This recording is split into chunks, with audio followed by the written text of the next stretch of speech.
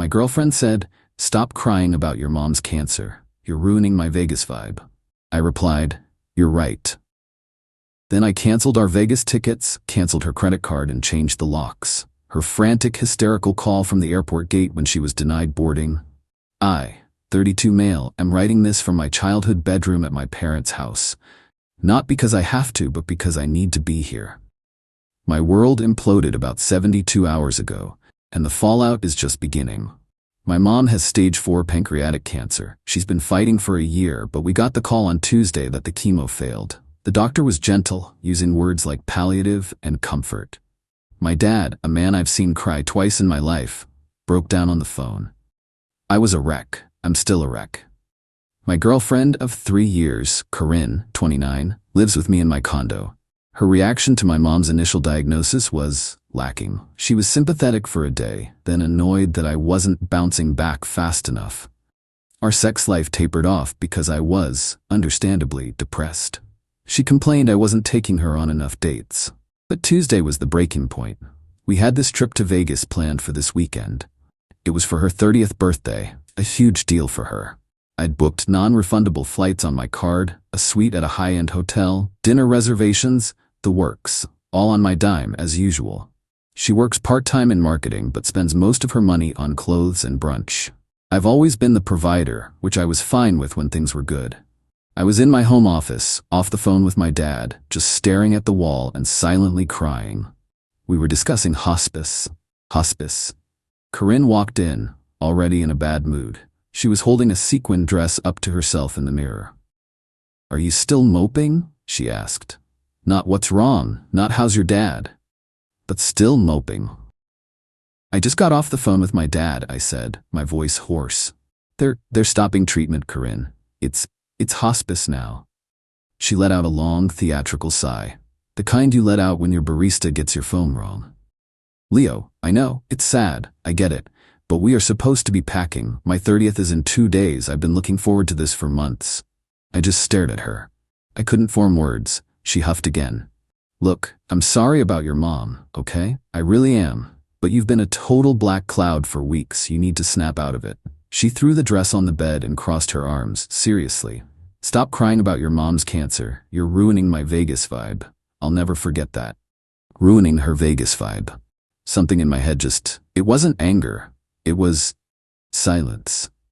Like a circuit breaker flipped. The grief, the stress, the sadness, it all just crystallized into this cold, quiet clarity. I looked at her. I'm sure my eyes were red.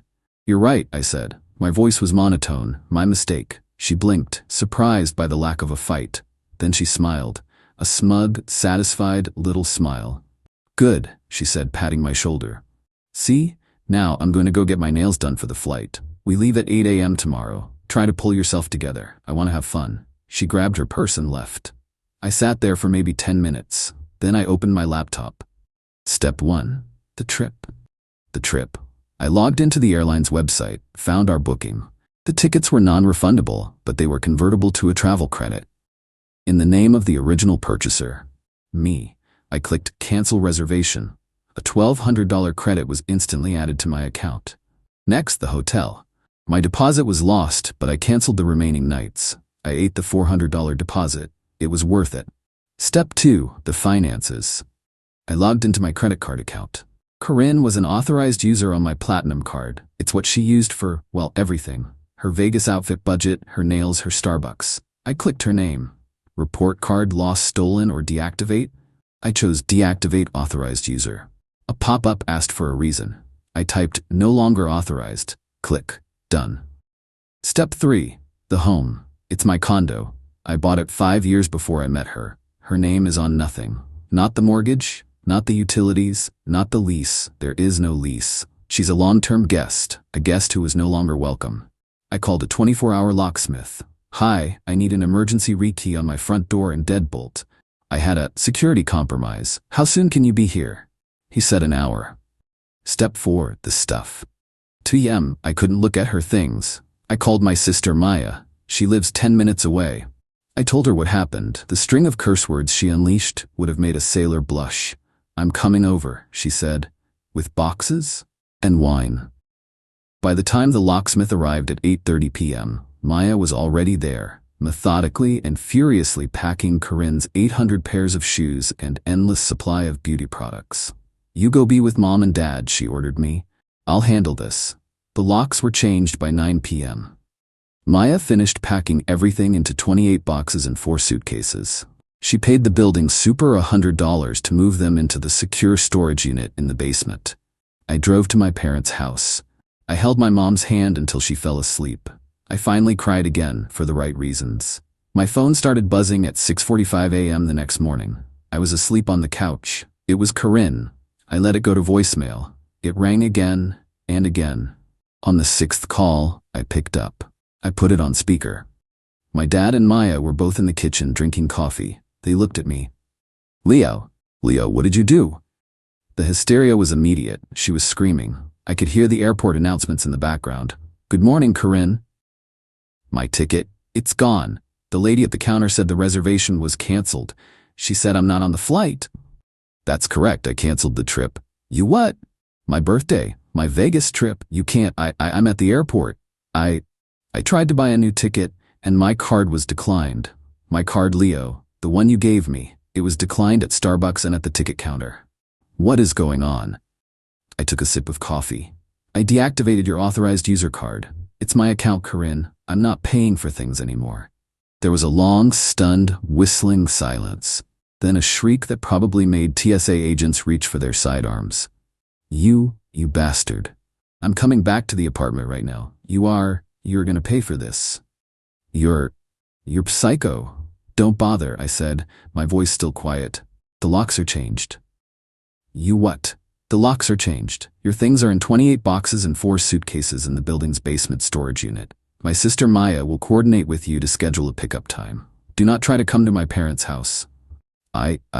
You can't do that. I live there. You can't just kick me out. I'll call the cops. I'll sue you." "You don't live there, Corinne. You were a guest, and your stay is over. My mom is dying. I'm going to go sit with her now. Goodbye." I hung up. Her number blew up my phone for the next hour. Texts, calls, voicemails. I just blocked the number. Then, about an hour later, a new number called. I answered. It was her mother, Brenda. "Leo, honey," she said in this fake sweet voice. "Corinne just called me. She's hysterical. There must be some terrible misunderstanding." "No misunderstanding, Brenda. I ended the relationship." "But her things? You locked her out?" "Leo, that's not legal. You have to let her in. She needs her clothes. And you canceled her cards? How is she supposed to live? She's at the airport with no money. She's an adult, Brenda. She can get an Uber. She has a job. I'm sure she has her own debit card. You know she doesn't make that much. You always took care of her. Leo, this is cruel. After all we did for you, welcoming you into our family, and right before her birthday? You know how much this trip meant to her. The entitlement. It was staggering. Brenda, my mother is in hospice. Corinne told me to stop crying about it because I was ruining her vibe. The conversation is over. I'm blocking your number now. I did. I'm now sitting here waiting, not for her, but for the hospice nurse to arrive. The drama feels small and pathetic, but I know it's not over. She's not going to let this go. Update 1, it's been about a week. My mom she's still here. She's weak, but she's lucid, and we're spending every second we can with her. Thank you for all the kind words. It means more than you know. The Korean situation unfortunately escalated exactly as I expected. 2 days after the airport incident, I had to go back to my condo to pick up some documents for my parents and get some more clothes. My sister Maya insisted on coming with me, which, thank God she did. As I was pulling into my parking garage, a car I didn't recognize peeled out and blocked me. It was Corinne in her best friend Tasha's car. Tasha was in the passenger seat filming me with her phone. Corinne jumped out, face streaked with mascara. "Leo, you can't ignore me. You have to talk to me," she screamed, banging on my window. I put the car in park. Maya just shook her head and started recording on her own phone. "Don't get out," she said. "Let me in my apartment." Corinne shrieked. "You have my things. You stole my things." "Corinne, I texted you," I said through the closed window. "Your things are in storage. Maya will coordinate a pickup. You're trespassing." "It's my home. I'll have you arrested." This went on for about 10 minutes. Her friend Tasha yelling, "Yeah, Leo, you're an abuser," while Corinne tried to pull on my car door handle. Finally, I just called building security. They came down and told her to leave the private garage. She refused, so they called the police. A patrol car showed up about 20 minutes later. 2 officers, one older, looked tired. One younger, looked annoyed. Corinne immediately ran to them, bursting into fake sobs. "Officers, thank God. My ex-boyfriend locked me out of my apartment. He kicked me out with nothing. He stole all my property. He's abusing me." The older officer sighed. "Ma'am, please calm down. Let's get his side." They walked over to my car. I rolled down the window. "Sir, what's going on here? This young lady says you illegally evicted her." "Good afternoon, officers," I said calmly. Maya was still recording, which the younger cop noted. "This is my condo. I am the sole owner." I pulled my driver's license with the address and my mortgage statement from the glove box and handed them over. Miss Corinne was my girlfriend. She lived with me as a guest. She is not on the mortgage or any utilities. I ended our relationship on Wednesday. Her belongings were packed and moved to a secure storage unit on site. I have repeatedly offered to coordinate a time for her to pick them up with my sister as a witness. She has refused. Corinne screeched, "He's lying. I paid rent." The younger cop looked at her. "Did you, ma'am? Can you show us a check, a bank transfer, a lease agreement?" "Well, no," Corinne sputtered. I paid for groceries and I decorated. That counts." The older cop handed me back my papers. "Sir, you're right. She's not a tenant. This is a civil matter, not a criminal one." "Ma'am," he said, turning to Corinne, "you need to leave the property. He has offered to return your belongings. You need to arrange a time with his sister, like he said. If you stay here, we will arrest you for trespassing." The color drained from her face. Tasha had stopped recording. "But my stuff." "Arrange a time," the cop said slowly. "Now, get in your car and leave." They fumed. Corinne got one last parting shot in. "You'll be hearing from my lawyer, Leo. You stole from me." They finally left. Maya and I went up. The apartment was so quiet. It was peaceful. But the entitlement didn't stop. The next day, Maya got a text. "I'm picking up my stuff. Tomorrow at 10 a.m. and I'm bringing my mom and Tasha." Maya replied, "Fine. You and one other person will be met in the lobby. You will not be allowed in the condo. You will be escorted to the storage unit. You can load your things, and then you will leave. I will be there with a witness." The next day, I was at my parents'. Maya went with our dad's friend, Al, a guy who is about 6'5" and looks like he eats rocks for breakfast, but is the gentlest person I know. Apparently, Corinne, her mom Brenda, and Tasha all showed up. Al and Maya met them in the lobby. Brenda immediately started. "This is ridiculous. You're treating my daughter like a criminal. After all she did for Leo." Maya, who has zero patience for this, just held up a clipboard. "Here is the inventory list. 28 boxes, 4 suitcases. You'll be escorted to the unit. You load your own stuff. Once you have it, you sign this paper confirming receipt, and you leave." They went down, they started loading, and then, the dirty trick I was waiting for. "Where is it?" Corinne said, her voice dangerously quiet. "Where is what?" Maya asked.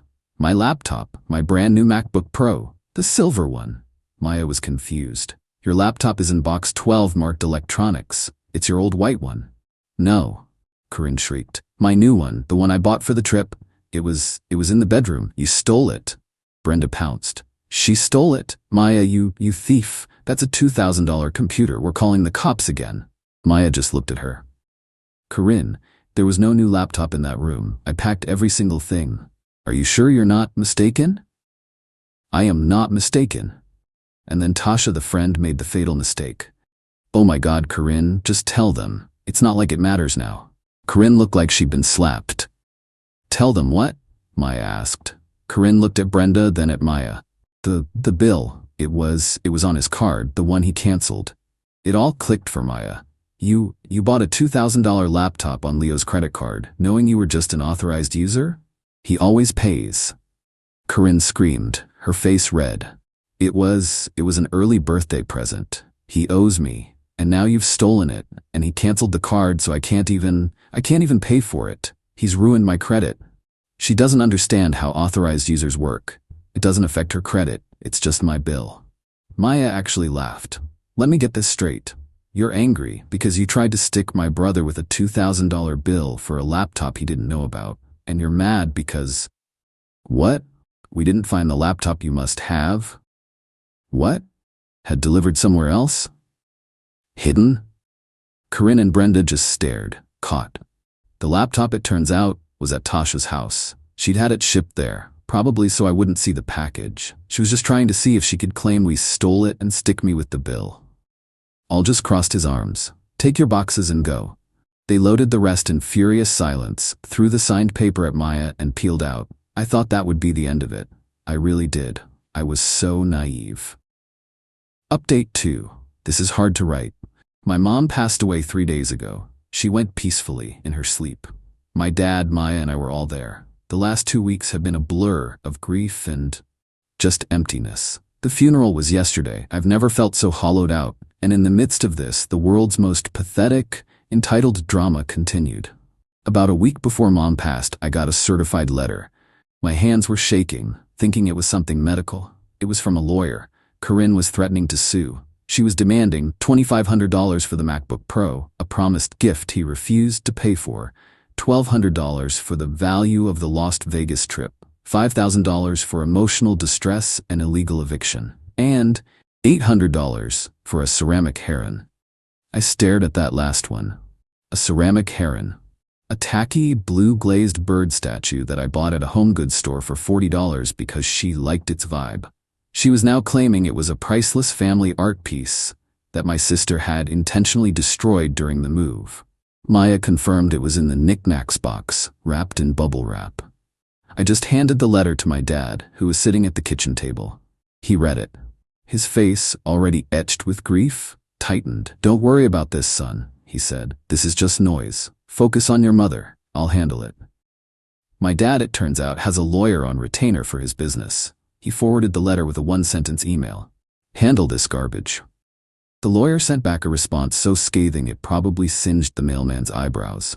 It outlined in brutal legal detail that Corinne, as a non-tenant, had 0 eviction rights, that promised gifts are not legally enforceable, and the $2,500 charge on my credit card was, in fact, potential financial fraud. That I, as the purchaser of the tickets, had every right to cancel my own purchase.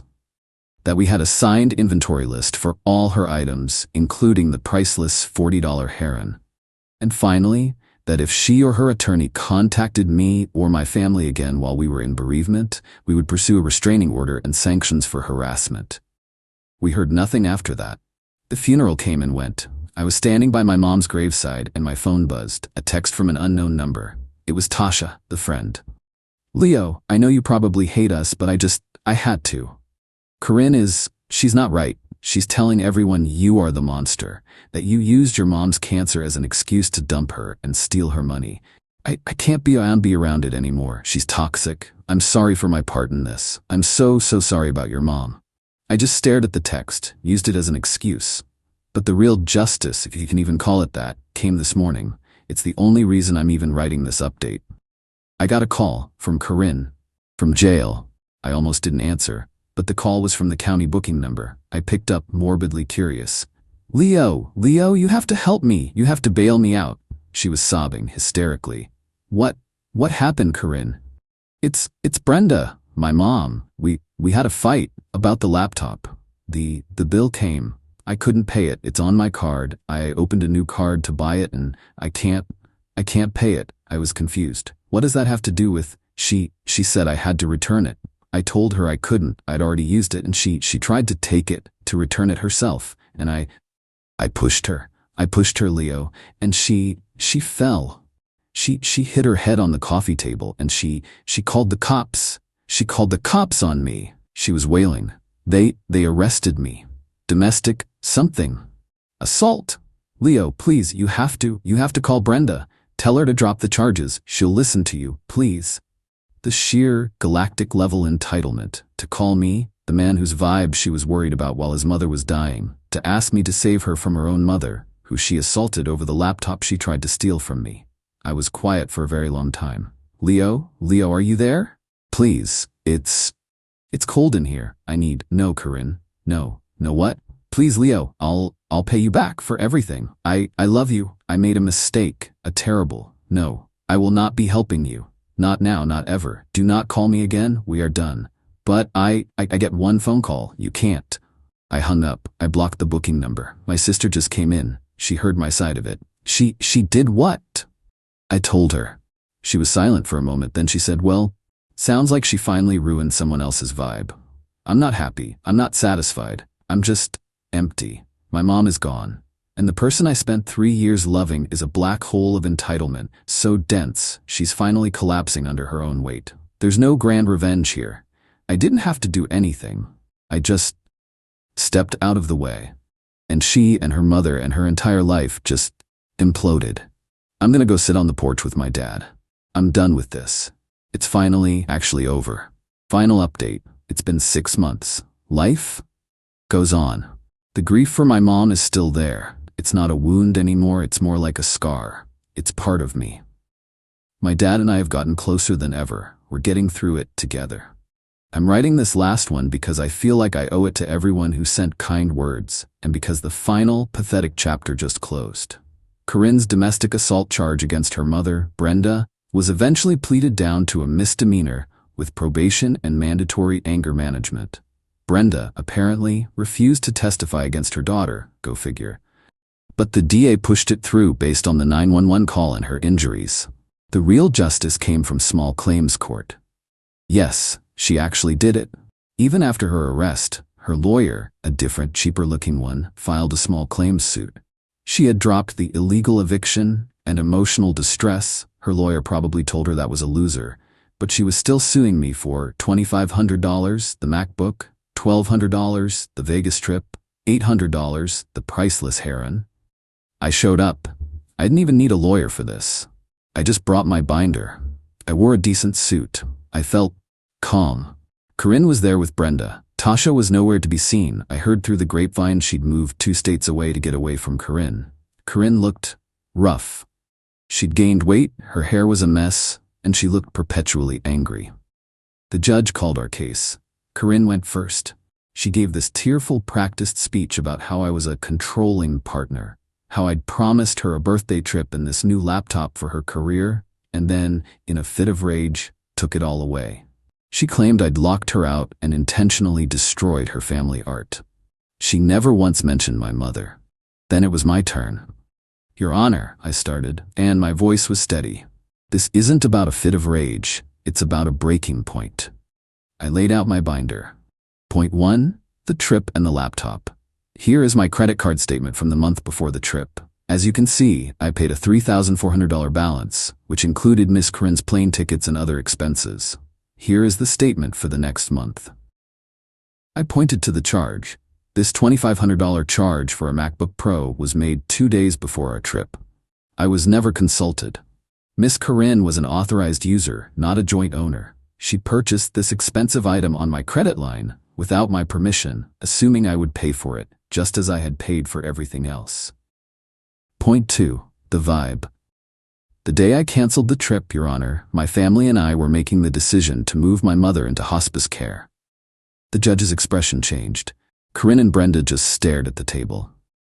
When I informed Miss Corinne of this, her response was, and I have a recording of her friend Tasha confirming this in a voicemail, if you'd like to hear it, was that I needed to stop crying about my mom's cancer because I was ruining her Vegas vibe. The judge just looked at Corinne. For a solid 10 seconds. Is that true, ma'am? Corinne sputtered. It was. I was upset. He was ruining my birthday. The judge's face was stone. Go on, sir. Point 3, the heron. As for the $800 ceramic heron, here's the original box it came in, which my sister kept. I pulled out the box, which had the home goods store logo on it. And here is my bank statement from 2 years ago, showing the $40 purchase from that store. It's not a family art piece, it was a knick-knack. The judge looked at the receipt, then at the box, then back at Corinne. Ma'am, the judge said, you are wasting this court's time. You are attempting to profit from a man's profound personal tragedy. You lived in his home, rent-free. You used his credit card as your personal bank account, and when he was at his lowest, you berated him. And now you are here under oath, lying about a $40 statue. Corinne was bright red. Case dismissed with prejudice. Then the judge looked at me. And sir, I am truly, deeply sorry for your loss. Brenda started to screech outside the courtroom. You humiliated her. You lied. You're a monster. I just looked at Corinne. All the hate, the anger, the pain, it was gone. I felt nothing. Just pity. She was pathetic. A 30-year-old woman living with her mom, in debt for a laptop she couldn't afford, with a criminal record, still screaming that everyone else was the problem. I just walked away. I didn't say a word. I heard from that same mutual friend that Corinne is now working as a cashier at a craft store. Brenda is apparently garnishing her wages to pay for the damage Corinne did to her house during their fight and for the legal fees. My life isn't a movie. I'm not healed. I miss my mom every single day. But my condo is quiet. My life is simple. My dad and Maya and I have dinner every Sunday. I'm starting to think about dating again, but I'm in no rush. The revenge wasn't some grand complicated plan. It was just dropping the rope. I let go. And she and all her entitlement fell right into the consequences she'd built for herself. I'm finally free. And that's enough.